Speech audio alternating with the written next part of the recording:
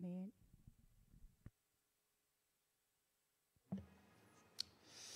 할렐루야.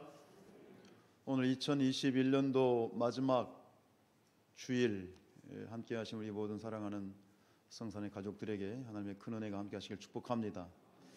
사실 시간은 멈춤이 없죠. 시간에는 단절이 없습니다만 하나님께서 창조하신 순리대로 시간과 연한과 절기를 우리에게 주셔서 1년이라는 그런 하나의 이 단락을 가지고 또 새롭게 늘 새로운 그러한 시작들을 허락하신 것도 하나님의 크신 뜻인 줄로 믿습니다.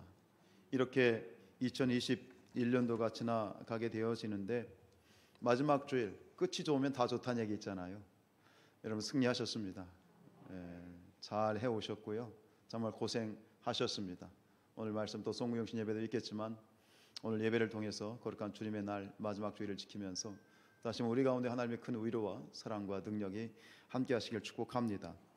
이렇게 설교도 그렇고 요즘 오가는 말도 그렇고 연말 되면 망년회도 하고 여러 가지 한 해를 돌이켜 볼 수 있는 그런 시간들을 많이 갖게 되어지는데 참 여러 가지로 암울하지요. 분명히 우리는 승리할 걸 믿습니다만 2년 동안 코로나로 인해서 여러 가지 참 우울한 일도 있고 여러 가지 복잡한 일도 있지만 한 해를 돌이켜보면서 이 한 해를 마무리할 수 있는 그런 좋은 단어가 뭐가 있을까? 덕담할 수 있는 말이 뭐가 있을까? 우리는 그리스도인입니다. 우리는 믿는 자들입니다. 달라야 되겠죠.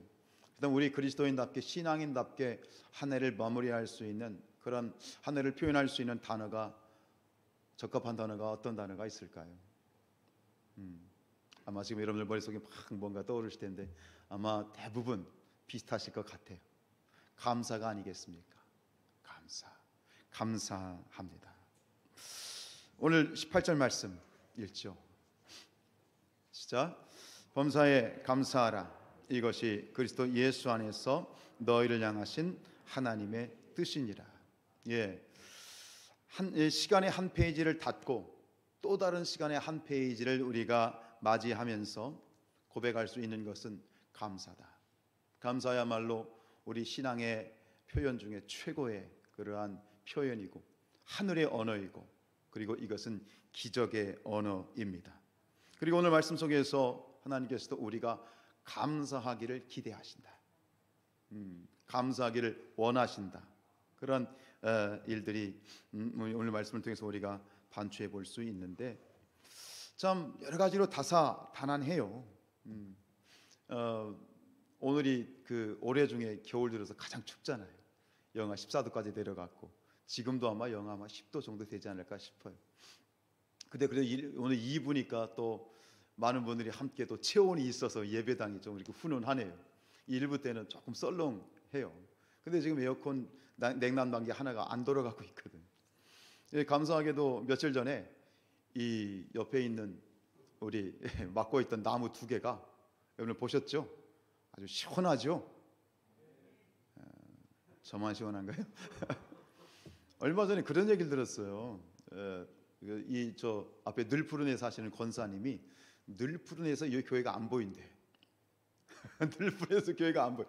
교회가 있었어요. 그렇게 하셨다는 얘기를 들었어요. 근데 요거를 제거하고 나니까 또 다른 나무가 보이네. 어떻게 될지 모르겠어요. 기도해야 되겠는데. 그래서 참 시원하게 우리 장로님들 애쓰셔가지고 잘 이제 민원을 제기해서 깨끗이 잘랐는데, 자 그러면 정말 시원할 텐데 막판에 일이 생겼네. 나무가 하나 떨어지면서 냉난방에 실외기를 박살내 버린 거야. 참 한시도 이게 그것도 가장 추운 날 이렇게 조금 그래도 우리 온기로 대표해줘서 감사한데 한시도 뭔가 이게 마음을 놓을 수 없는 이게 우리의 삶의 연속이지만 그래도 오늘 우리가 하나님 앞에서 믿는 자들로서 감사할 수 있기를 축복합니다. 감사하십시다. 여러분 개인적으로 우리 사랑하는 성산의 모든 가족들에게 감사를 고백합니다. 올해 이제 제가 취임을 했는데 얼마 전에도 목사님하고 식사하면서 그랬어요. 제가 이 성산교회에 와서 가장 감사한 일이 무엇인가? 여러 가지가 있겠지만 사모님이 그러시더라고요. 제가 새벽에 그래도 좋은지 기도하는지 모르겠지만 그러니까 늦게까지 이렇게 엎드려 있는 모습을 보니 사모님이 마음이 놓이신데, 제가 그랬지. 다 배운 겁니다. 목사님께 사모님께 배운 겁니다. 그렇게 말씀드리는데 이건 농이 아니에요. 진심이에요. 여러분, 새벽에 엎드려서 어떤 피곤해서 막 졸기도 하지만 이렇게 2시간 동안 엎드려 기도할 수 있다는 것이 이게 그냥 되는 게 아니거든요. 하나님의 은혜거든요. 근데 여기 와서 최종적으로 하나님께서 저에게 이 귀한 공동체의 참 리더로 세워주셨을 때 마지막으로 저에게 하나님이 주신 큰 은혜는 기도하는 은혜예요. 그 전까지 뭐 한 30분 앉아가지고 기도하는 거 참 힘들었거든요, 솔직히. 근데 어쨌든 간 7시까지는 제가 어쨌든 간 뭐 우리 장로님들 권사님들도 막 그때 기도하시니까 또 기도해야 되는데 이게 참 어렵지 않게 기도할 수 있는 게 은혜야. 이게 쉬운 게 아니고 기도 노동이거든요. 함께 이렇게 예배할 수 있는 여러분들이 있어서 감사하고, 그리고 부족하지만 늘 저를 위해서 기도해 주시는 우리 성도님들께 감사를 드립니다. 부탁드리기는, 다시 한번 또 권면드리기는, 여러분들 기도하실 때 가장 먼저 이 부족한 담임 목사를 위해서 기도해 주시길 축복합니다. 약속하신 분들만 아멘. 예, 힘이 되네요. 근데 사실 우리가 감사를 고백하지만 사실 아직까지 이 감사할 수 없는, 혹은 감사하기 힘든 그런 일들도 여전히 우리 안에 존재하겠지요. 그러나 오늘 말씀은 그렇습니다. 그래도 감사라는 거야. 여전히 감사하라는 거야. 그리 아니하실지라도 감사하라는 거야. 왜냐하면 네가 몰라서 그렇지, 우리가 네가 정확하게 몰라서 그렇지 정말 감사할 수밖에 없는 분명한 객관적인 이유가 있다는 거야. 오늘 사도 바울이 얘기하는 게 바로 그거예요. 네가 정말 몰라서 그렇지 네가 알면 정말 감사할 수밖에 없어. 그러면서 2가지의 이유를 이제 이야기하는 거예요. 그 첫 번째가 뭐냐면 모든 것이 하나님의 뜻을 이룰 것이기 때문이다 라고 하는 것인데요, 우리 26절 말씀 읽지요. 시작. 이와 같이 성령도 우리의 연약함을 도우시나니 우리는 마땅히 기도할 바를 알지 못하나 오직 성령이 말할 수 없는 탄식으로 우리를 위하여 친히 간구하시느니라. 아멘. 우리가 감사를 알면서도 처음 듣는 설교 아니고 또 우리가 감사하겠다는 마음 가져보시지 않은 분이 어디 있겠어요. 근데 우리가 감사하지 못하는 가장 큰 이유 중에 하나가 뭐냐면 내 뜻대로 일이 풀리지 않을 때예요. 뭔가 일이 내 뜻대로 풀리면 좋잖아요. 그런데 이게 영 내가 계획한 대로 생각한 대로 일이 풀려가지 않을 때 우리는 참 기도한다고 하면서도, 하나님을 믿는다고 하면서도 실망하잖아요. 두려움도 생기고요. 그리고 입에서, 내 마음에서 감사가 사라지게 되는 것이 또 우리의 연약함이지요. 그래서 제가 가끔 말씀드리지요. 일이 잘 될 때, 내 뜻대로 내 계획대로 잘 될 때는 할렐루야. 별로 할렐루야 하고 싶지 않으세요? 할렐루야. 그런데 일이 안 될 때는, 내 뜻대로 안 될 때는 뭐라고 고백해야 되죠? 아멘이죠. 아멘이죠. 근데 사실 할렐루야라고 고백할 수 있는 일들보다는 우리의 삶을 돌이켜보면 그렇지 못할 때가 더 많잖아요. 솔직히 지금도 그런 과정 중에 계실 것이고, 그러나 그럼에도 불구하고 하나님 앞에서 아멘 할 수 있기를 주님 이름으로 축복합니다. 왜 그렇습니까? 하나님의 최선이, 하나님의 최고의 선이 우리와 함께 하시기 때문이에요. 아멘이라는 말은 뭐예요? 하나님의 뜻대로 이루어지기를 원합니다는 거예요. 내 생각과 내 뜻도 있지만 이것이 막힐 때는 또 다른 하나님의 뜻과 계획이 계신데 그 하나님의 뜻과 계획이 내 뜻보다 더 옳고 맞고 하나님이 결국에는 합력하여 선을 이루실 것을 믿습니다. 하나님의 뜻이 이루어지기를 원합니다. 그것이 나에게 최선입니다 를 고백하는 단어가 바로 아멘이지요. 한 치 앞을 모르는 것이 우리의 인생길이고, 또 10길 물속은 알아도 한 길 사람 속은 모르는 게 또 사람의 말. 자세히 말씀 못 드리겠습니다만 좀 이 며칠 상간에 제 마음에 이 말이 마음에 팍 새겨져요. 10길 물속은 알아도 한 길 사람 속은 모른다. 정말 모르겠어요.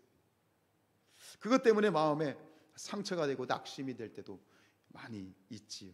그러나 여러분, 우리가 분명히 고백하는 건 무엇입니까? 인생의 정답은 하나님께 있습니다.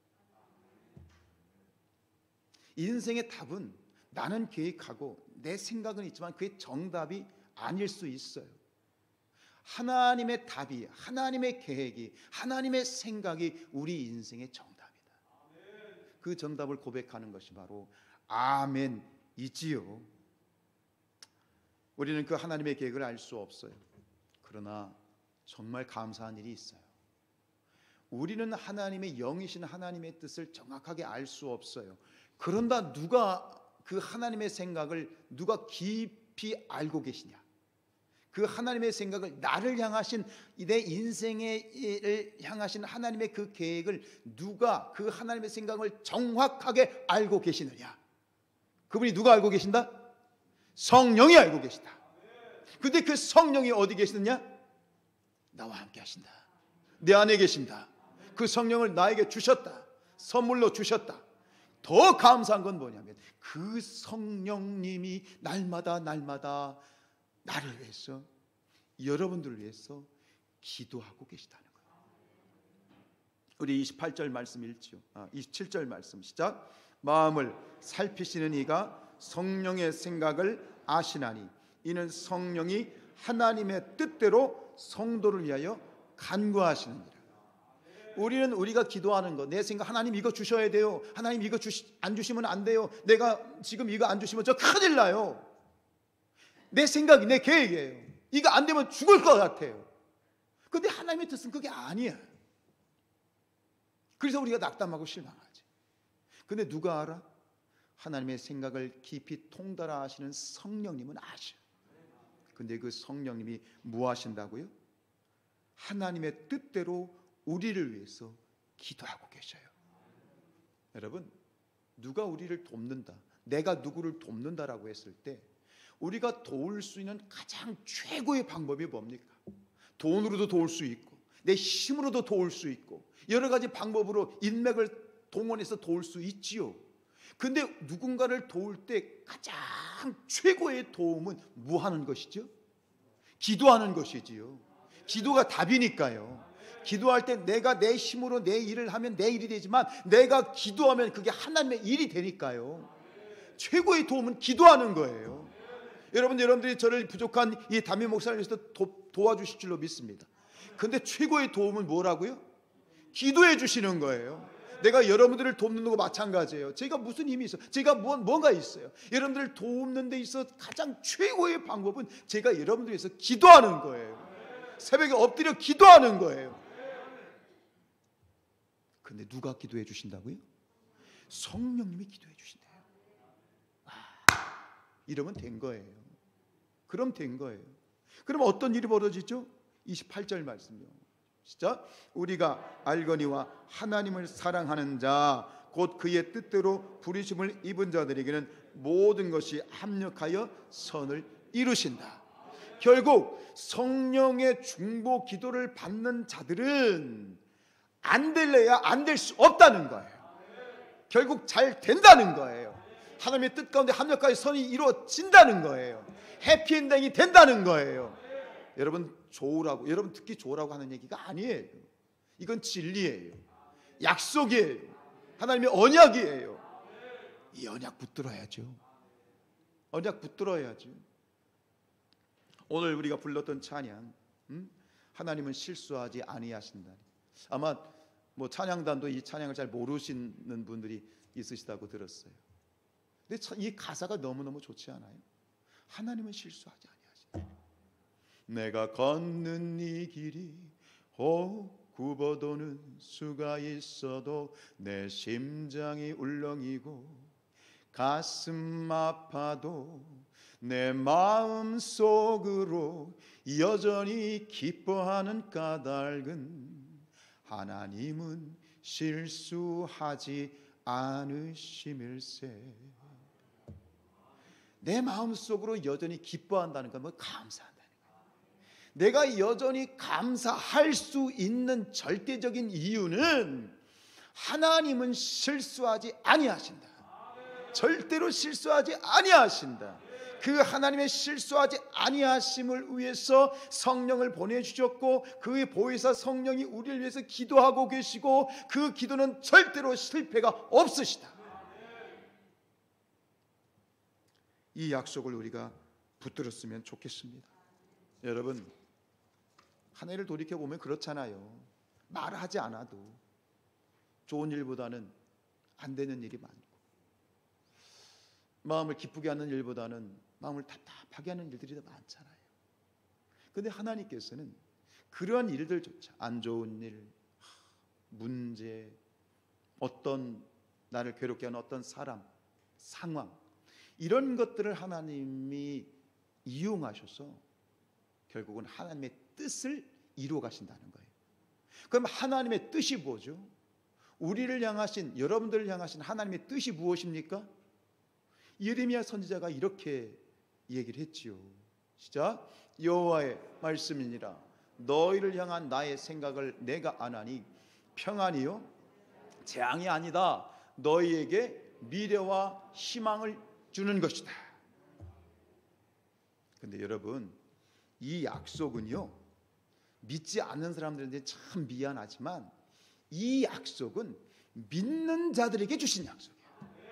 참 미안하지만, 불신자들에게는 미안하지만, 이 절대적인 축복의 약속은 하나님을 믿는 자들에게만 주신 것이다. 이것이 우리가 믿는 자들로서 하나님께 감사할 수밖에 없는 첫 번째 분명한 이유가 되는 것이다. 사랑하는 여러분, 고백하십시다. 밝은 앞날이 우리를 기다리고 있습니다. 잘 될 것입니다. 여러분들이 하고 있는 모든 일들 합력하여 선을 이루어 주실 것입니다. 여러분들 승리하실 겁니다. 열매를 맺게 되실 것입니다. 이 성산교회가 부흥합니다. 하나님의 능력 가운데 능력이 나타납니다. 기적이 나타납니다. 여러분들 기도의 제목이 하나님의 뜻 가운데 성취됩니다. 하나님 듣기 좋으라고 아멘 하시지 않지요? 확신이잖아요. 우린 믿음의 사람들이잖아요. 믿음은 바라는 것들이 실상이고 보이지 않는 것들이 증거잖아요. 믿음 없으면 우린 시체인 거예요.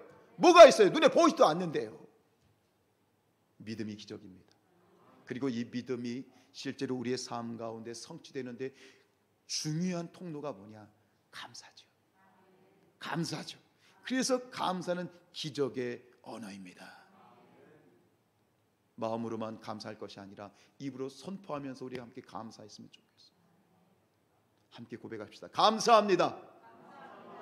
지금 두 분이 대답을 안 했어요. 입을 여세요. 지금 안 하면 언제 하시려고. 다시 한번 힘차게 선포하십시다. 감사합니다. 할렐루야.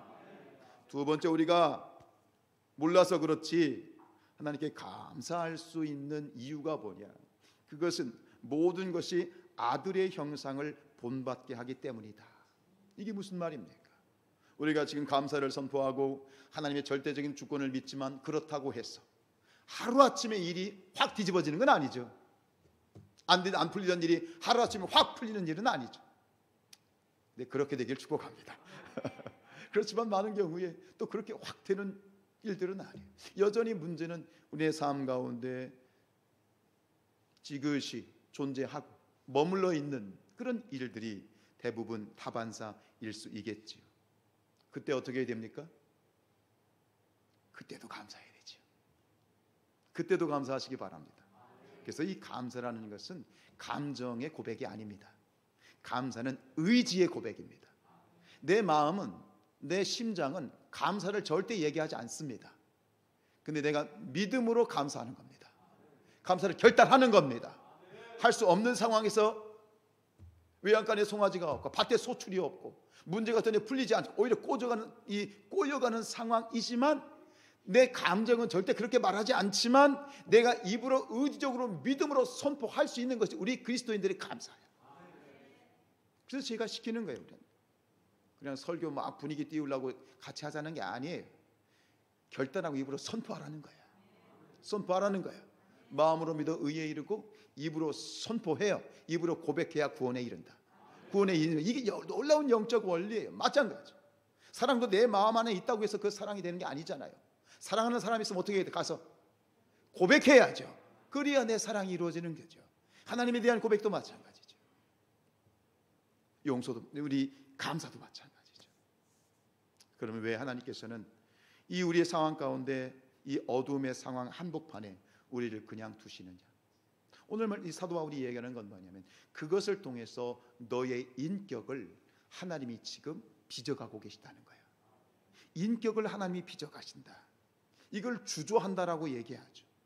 우리의 인격을 주조해서 틀에다 집어넣고 지금 주조하는 과정인데 우리의 인격과 삶을 어느 틀에다가 어떤 틀에다 넣고 지금 주조하고 계십니까?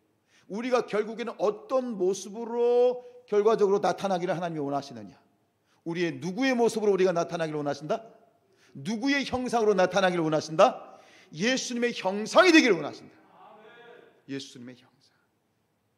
여러분 누군가에게 그런 얘기 들어보셨습니까? 당신을 보면 예수님을 보는 것 같습니다.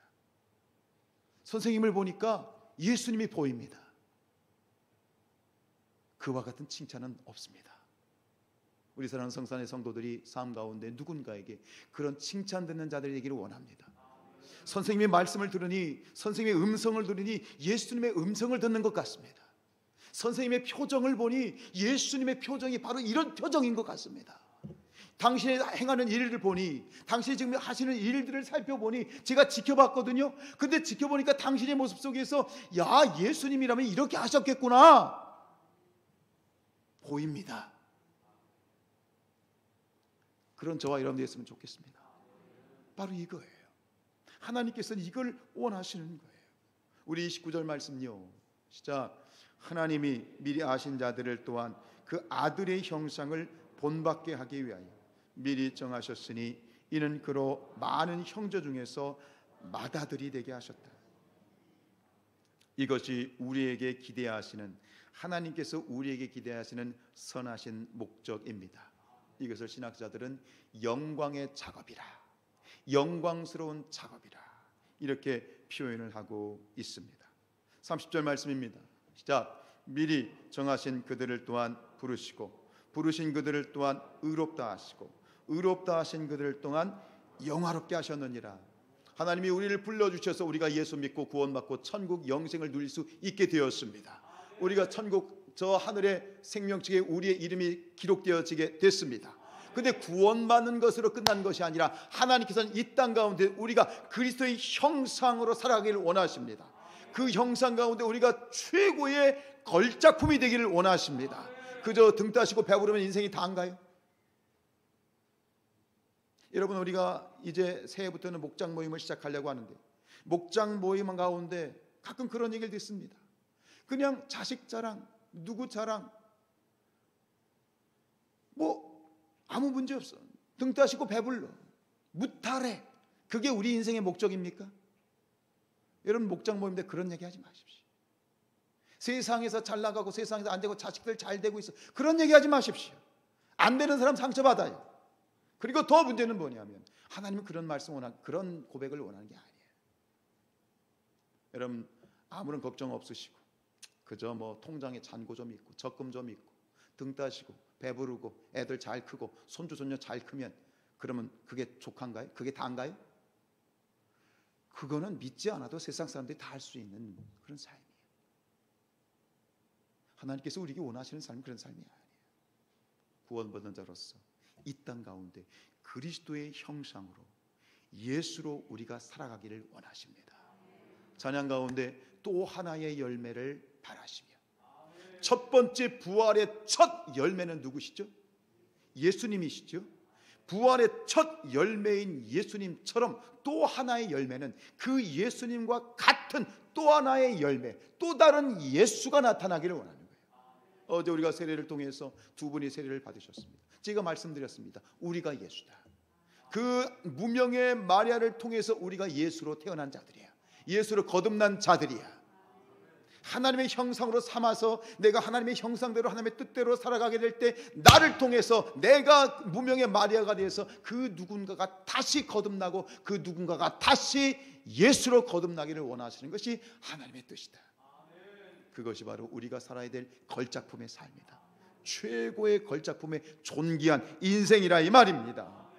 짝퉁과 같은 인생, 그저 세상에서 잘 먹고 잘 살고 무탈하고 그냥 그런 인생이 아니라 하나님의 뜻을 온전히 이루어가는 그런 하나밖에 없는 존귀한 걸작품과 같은 진품으로 하나님께서는 우리가 살아가기를 원하십니다. 그런데요, 그렇게 되기 위해서는 그냥 되지 않아요. 그냥 되지 않아요. 환난은 인내를, 인내는 연단을, 연단은 소망을 이루는 것이죠. 우리가 군대 요즘 보면 이 뭐 강철 부대 해가지고 TV에서 요즘 군인도 똑같은 군인이 아니잖아요. 정말 이 강철 군인이 되기 위해서는 혹독한 훈련을 통과해야 되지요. 신앙도 마찬가지인 것 같습니다. 여러분 원하지 않으실 수 있어요. 아니 저는 그냥 예수 믿고 천국 갔으면 좋겠어요. 나 저 그런 거 싫어요. 저 그런 거 싫어요. 저 약해요. 그러실 수 있겠습니다만 저와 여러분이 별과 같이 빛나는, 정금과 같이 빛나는 그런 걸작품의 신앙, 결국 그 결론이 뭐냐? 예수님의 형상이 되는 것이다. 그래서 하나님께서는 우리의 인격을 주조해 나가기 위해서 때로는 우리를 어둠의 자리에 머물게 하시지요. 성악 좋아하시고 클래식 좋아하시는 분들은 한 번쯤 들어보셨을, 그리고 좋아하실 사람이 있어요. 테너 루치아노 파바로티라고 하는 그런 가수 혹시 아시지요? 저도 과거에 굉장히 좋아했던 분인데, 이 루치아노 파바로티가 이제 음악 학교를 졸업한 다음에 아버지에게 자문을 구했어요. 아버지, 저 이제 졸업합니다. 제가 음악 선생이 되기를 원하십니까? 아니면 성악가가 되기를 원하십니까? 이 아버지가, 파바로티의 아버지가 직업이 빵장수였대요. 근데 그럼에도 불구하고 이게 음악에 굉장히 조예가 있어서 아들에게 조언을 많이 해줬다고 그래요. 그래서 아버지한테 물은 거죠. 아버지, 제가 앞으로 그냥 음악 교사 하면서 월급쟁이 할까요? 아니면 성악가가 되면 좋을까요? 그러니까 아버지가 그 얘기를 듣고 있다가 조용히 의자 2개를 이렇게 끌어다 놓고 종이를 찢어가지고 한쪽에는 작은 고통 작은 보람이라고 이렇게 써서 놓고, 한쪽 의자에는 큰 고통 큰 보람이라고 이렇게 써놨대요. 감이 가시죠? 감이 오시죠? 음악 교사는 뭐 큰 고통 없이 작은 고통으로 네가 이룰 수 있고, 그렇지만 그 속에서 네가 얻을 수 있는 보람은 작다. 그러나 성악가의 길은 큰 고통이 따른다. 얼마의 시간이 걸릴지 몰라. 그러나 그 고통의 끝에는 너는 큰 보람을 느낄 수 있을 거라고 생각해. 네가 선택해라. 네가 선택해라. 이 파바로티 이분이 이제 아버지의 얘기를 듣고 어디에 앉았다는 거예요? 네? 큰 고통, 큰 보람에 앉았다는 거예요. 결국 7년 정도 아주 피나는 그러한 이 연습을 했고, 결국 오페라에 이제 입상을 하는 세계적인 그러한 가수가 되셨죠. 여러분, 감사라는 말, 우리가 뭐 감사절기면은 많이 듣는 이야기지만 선택하셔야 됩니다. 여러분들은 선택하셔야 됩니다. 지금 여러분들의 삶에 저는 그렇게 되기를 원하고 또 그렇게 기도합니다만, 여러분들의 삶이 평안하길 축복합니다. 그러나 평안하지 못하고 지금 여러 가지 어떤 급하게 발생된 문제나 또 힘든 문제로 또 어려움을 당하는 분들도 있는 걸로 알고 있습니다. 그러나 선택하십시오. 그 자리에서, 그 어둠의 자리에서 여러분들 무엇을 고백하시겠습니까? 네? 감사하십시다. 말씀드렸듯이 감사는 감정의 언어가 아닙니다. 가슴에서 나오는 언어가 아닙니다. 머리에서 의지적으로 믿음으로 결단해서 나오는 언어입니다. 하나님 감사합니다. 지금 나에게 이런 큰 고통을 주시는 것은 나에게 큰 은혜를 주시고 큰 보람을 주시고 앞으로 세상에서 맛볼 수 없는 큰 은혜를 주시기 위함인 것을 제가 감사합니다. 여러분, 그 관리 받아보신 적 있으세요? 관리. 우리 결혼식 하면은 결혼식 앞두고 뭐 받죠? 피부 관리 받죠. 그리고 요즘 뭐 관리하면은 이제 소위 말하는 PT, 퍼스널 트레이닝, 이제 개인 이제 관리죠.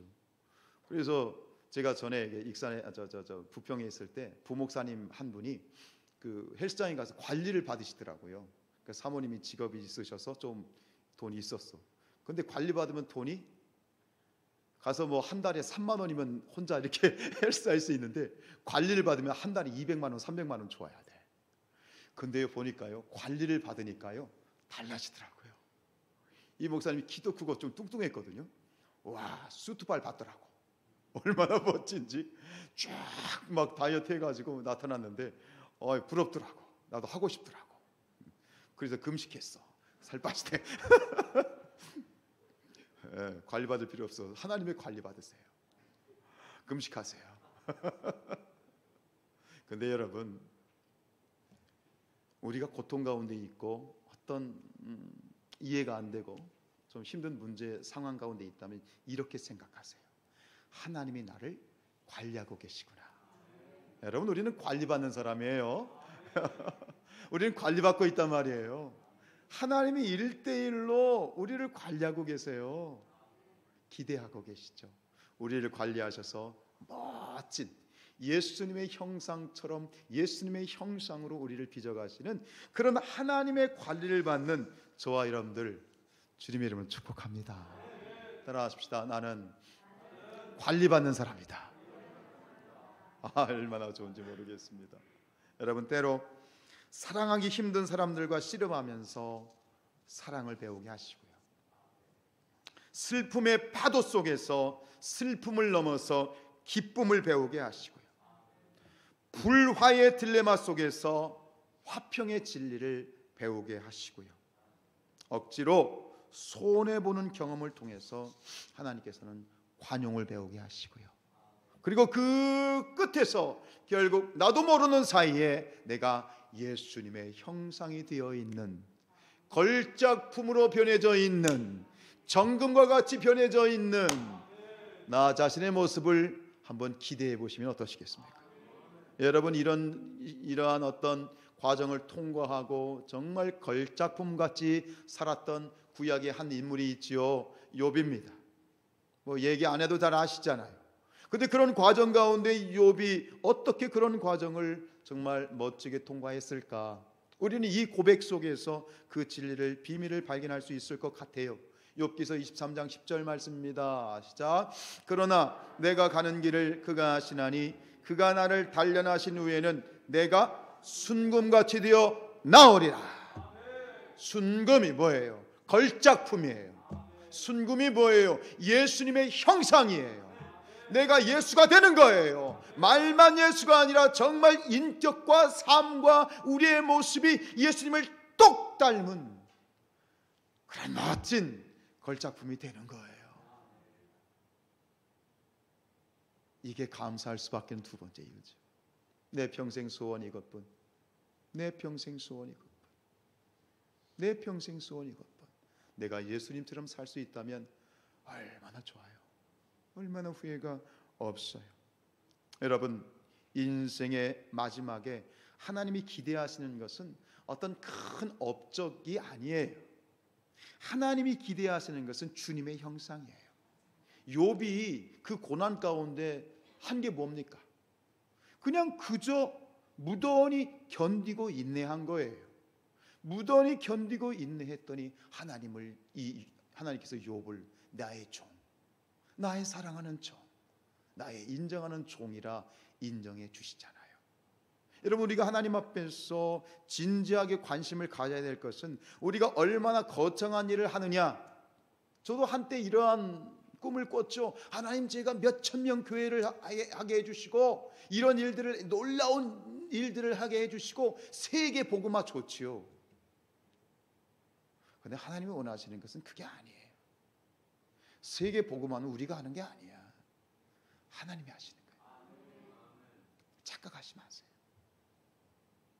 우리가 하는 거는, 우리가 해야 되는 건 하나예요. 하나님 앞에 코람되어 하나님 앞에 머물러서 내가 정말 인격적으로 예수님을 닮아 있느냐, 이것에 집중해야지 내가 무슨 일을 할까? 천만의 말씀 만만의 콩떡이에요. 하나님 앞에 우리가 진지하게 관심을 가져야 될 것은 내가 어떤 존재인가, 내가 어떤 인격으로 빚어지고 있는가, 이것을 하나님이 원하십니다. 사랑하는 여러분, 지금도 여전히 고통 가운데, 고난 가운데, 어둠 가운데 계신 분들 있으시죠? 정답을 알려드립니다. 감사하십시오. 감사하십시오. 지금 하나님께서 여러분들을 관리하고 계십니다. 기대하십시오. 이 어둠의 끝에 터널을 나서는 순간, 나 자신의 모습을 발견하는 순간, 나는 어디 갔지? 어떻게 예수님이 여기 계시지? 나 자신의 모습을 발견하면서 하나님께 할렐루야 외치게 될 그날을 믿음으로 기대하시기를 주님의 이름으로 축원드립니다. 찬양하겠습니다.